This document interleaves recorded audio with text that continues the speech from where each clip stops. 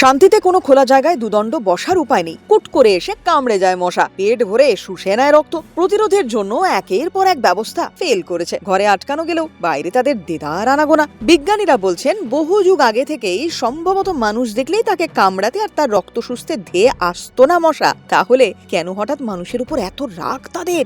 বিজ্ঞানীরা বলছেন জঙ্গল যত কমছে তত মশার এই মানুষকে কামড়ানোর প্রবণতা বাড়ছে। আসলে মানুষের উপর নির্ভরশীল হয়ে পড়ছে মশারা। ব্রাজিলের আটলান্টিক অরণ্যের মশাদের নিয়ে এই পরীক্ষা করেন বিজ্ঞানীরা। এই জঙ্গল প্যারাগুয়ে, আর্জেন্টিনা পর্যন্ত বিস্তৃত। জীব বৈচিত্র্যের জন্য বিখ্যাত ব্রাজিলের এই অরণ্যভূমি, হাজার হাজার উদ্ভিদ প্রাণীর বাস সেখানে। কিন্তু মানুষের আগ্রাসনে সেই জঙ্গলের ব্যাপ্তি কমে গেছে অনেকটাই। অতীতে যতটা জায়গা জুড়ে ছিল তার মাত্র 30% জায়গায় আজ টিকে রয়েছে জঙ্গল। সেখানেই মশাদের নিয়ে গবেষণা করেন ব্রাজিলের ফেডারেল বিশ্ববিদ্যালয় এবং অলওয়াল্ডো ক্রুজ ইনস্টিটিউটের বিজ্ঞানীরা। তারা বলছেন বসতি স্থাপন করতে ক্রমে এই জঙ্গল কেটে সাফ করেছে মানুষ। বিলুপ্ত হয়েছে বহু প্রাণী, যারা বেঁচেছে তারা সংখ্যায় কমেছে। জীববৈচিত্র্য হারিয়ে গিয়েছে। একসময় বিভিন্ন প্রাণীর শরীরে কামড় বসিয়ে খাবার সংগ্রহ করত মশা, নিত্যদিন বদলাতে পারত নিজেদের স্বাদ। এখন তাদের সেই সুযোগ কমে এসেছে। বিজ্ঞানীরা মনে করছেন সেই কারণে আরো বেশি করে মানুষের রক্ত শোষণ শুরু করেছে তারা। ফ্রন্টিয়ার্স ইন ইকোলজি অ্যান্ড ইভলিউশনে বিজ্ঞানীদের সেই গবেষণা প্রকাশিত হয়েছে। তাতে দেখা গিয়েছে আটলান্টিক অরণ্যভূমিতে